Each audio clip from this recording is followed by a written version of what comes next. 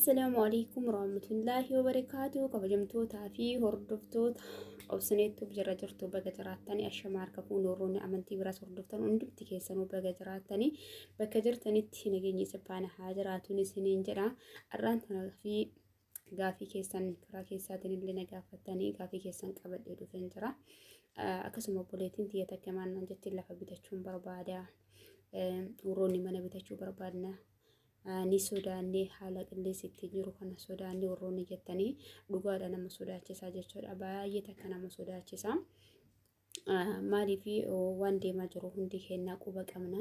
Ijoollee hoggaa 7-8 hoggaa 10 wayii itti xaartee bakka lama mana dhabdee bakka lama lafa dhabdee hedduutu jira waan ta'eef waan harkaa qaban tokko immoo irra kaa'u yookaan immoo waa bitanii lafa kaa'uun baay'ee takka nama sodaachisaa jechuudha. Ammas garuu diigamee tartiiba hin godhanne ka keessaa tuttuqaniituma itti dhiisanii ka karaan qajeelallee karaadha ka dimshaashaan jira diiganillee ni jira. Beektan ka waa baay'ee baxabbatanii irra caalaa wanti miidhamee jiru ijoollee biyya namaa kana keessa jirtu jechuudha.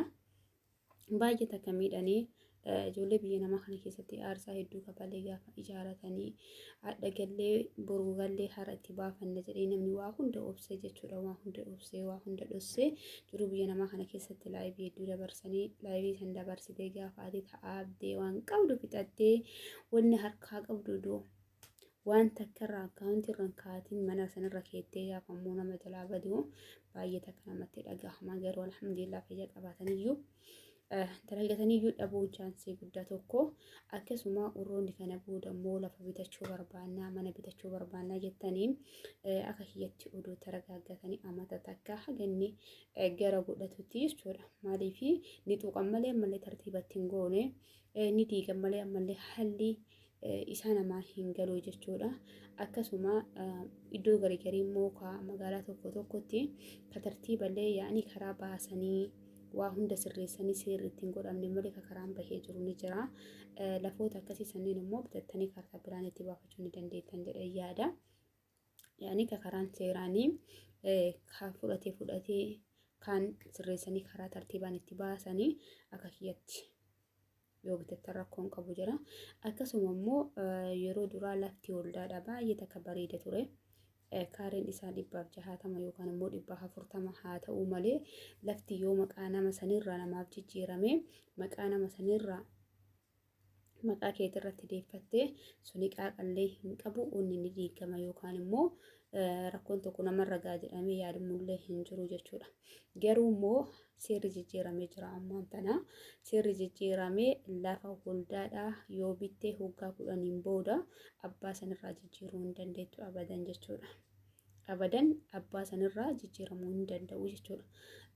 Hoggaa 10 jechuun hoggaa 10 miti baatii 10 booda haalli qaala'insi jireenya biyya keenya baay'ee ol ka'aa deemaa jira waan ta'eef hoggaa 10 miti baatii 10 keessattuu liyyinnatii guddaa qaba waan ta'eef inni immoo baay'ee takka nama sodaachisa yoo nama maatii ofii faamilii ofii nama beekanirraa bitan malee wanni akkasii sanitti seenuun immoo rakkoo guddaadha. Maaliif gaafa ol kaatee fakkeenyaaf kaartaa pilaanii maqaa nama saniitiin kennama. Lafa waldaadhaa barsiisota haa ta'u hojjetoota haa ta'u jara kanneenii kennama. Gaafa jara kanneen irraa bitte kaartaa pilaanii maqaa isaaniitiin hojjetama jechuudha. Gaafa maqaa isaaniitiin kaartaa pilaanii hojjechiistee fakkeenyaaf osoo kaartaa pilaanii biraan hin ga'ini seerri lafti suni diizaayinii biraatiin diizaayinii tokkoon ijaaramuu danda'a. Akkasii karoorri baasanii jiranii achi deebi'ee gaafa ati ijaarattee hoggaa 10 san keessa jiraadha jettee ijaarattee waan qabdutti fixatte akka nama mana kiraa keessa galu malee akka nama mana ofii keessa galuutiif miti. Maaliif maqaa nama biraatiin jira waan ta'eef yeroo sanitti abbichi keessaa gannaa bayoo siin jedhe mirga guutuu qaba jechuudha. Lafti ka isaatii maqaa isaatiin jira seerri hundi isarra jira waan ta'eef maqaan ka isaatiin wanti hundi ka isaatiin gaafa san keessaa gannaa bayoo siin jedhe ni danda'a mirga guutuu qaba. Kanaafuu obboleewwan tiyya yoo magaalaa yookaan immoo naannoo keessa jirtanii naannoo keessanitti akka naannootiin naannoodhaan wal dhaba naannoon tartiibatti godhanii karaa itti baasanis ni jira. Ka karaa ittiin baasni ka ganaa diigamuuf deemullee ka kanaa karaa itti bahullee ni jira miti. kaganaa bitatuu miti warroonni bitaniiyyuu itti ijaaruu sodaatanii taa'aa jirantu jira jechuudha. Maaliif tartiiban godhanne gaafa karaa sitti qajeele warrummaa seera qabu jechuudha. Warrummaa seera qabu gaafa karaa sitti qajeele karaan tokko si nyaate manaati aarsaa irratti kafaltee ijaarte gaafa si harkaa nyaate baay'ee takka namatti dhagahama. Kanaafuu haga wanti tokko gara tokkotti citutti maallaqa keessa walitti qabadhaadha. Buleewwan tiyyaa hunda biyya namaa keessatti fixanii biyya namaa keessatti aarsaa kafalanii jiruu ofiillee asitti fixanii fayyaa ofiillee asitti dhabanii umurii ofiillee asitti gubanii gaafa wanni tokko immoo nama jalaa badu baay'ee nama dhagahama. Warroonni immoo wanna kana kanaan dura isin jalaa badee jiraate amshiraan isin hin jedha inshaallah hojjetaniituma itti deebi'anii hojjetaniituma argatanii duniyaan nama argattu namatti duniyaa hojjetee argata waan ta'eef amshiraan isin hin jedha rakkoon dhugaan isin hin jedha. Warroonni biyya namaa keessa jirtan chaansii guddaa qabdanii jechuudha. Chaansii guddaa qabdan maaliif har'a yoo manallee ijaarrachuu dadhabdanii waan wayii lafatti dhaabbattanii kaaree wayii yookaan immoo waan ittiin taqasaaqasta wayii biyya keessatti akka sammuun keessaniin isin jeeqamne waan akkasii takka harkatti qabatanii hoggata akkatti dalagatanii galuu ni danda'an. Garuu immoo warroonni biyya keessatti ijaaranne xumuranne geeffanne alhamdulillah jedhanii meeshaa ofii itti galfatanii keessatti hara baafanna jedhanii galanii manni itti galanii ji'a nama fa'a jalaa diigamee jira jechuudha.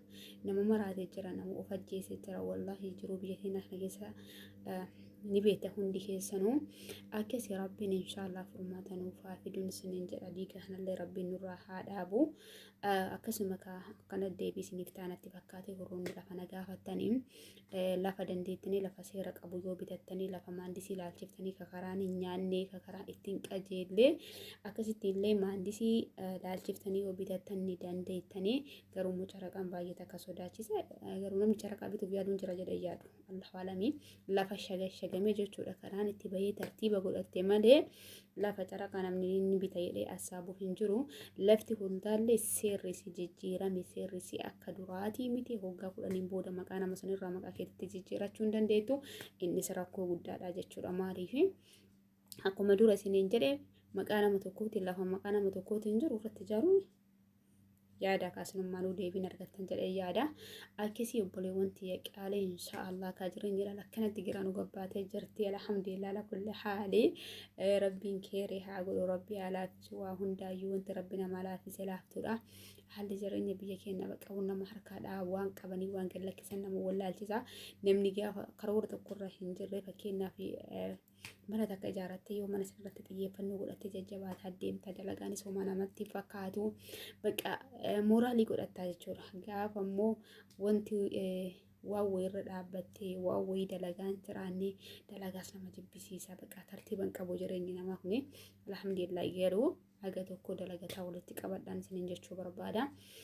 Kammoo haala mijeeffatanii birriin teessa isinii guuttee lafa kana bitachuu dandeettanii yookaan immoo bitachuu qabattanii lafuma seera qabuyyuu bitachuuf karoora qabdanii osoo akka kiyyaati. Ijoollee baay'eedha. Ijoollee baay'eedha. Maqaa maatiitiin bitatanii kan maatiin dhooggatee jira. Fakkeenyaaf amma nuti gaafuma duraatu yoo mana ijaarannee mana biratti waan ittiin daldalannu yookaan immoo asin deebinu waan gadiin dhaabannu yookaan waan ittiin sochoonu wayii jenna. Haga immoo birri sun nu bira teettu lafa wayii nu haa bitanii lafa san gad deebisee gurguree qanii galee ittiin taqasaaqasa wantoota akkasii kanneen fayyadamneeti bakka 2-3 lafa bituu dandeenyu.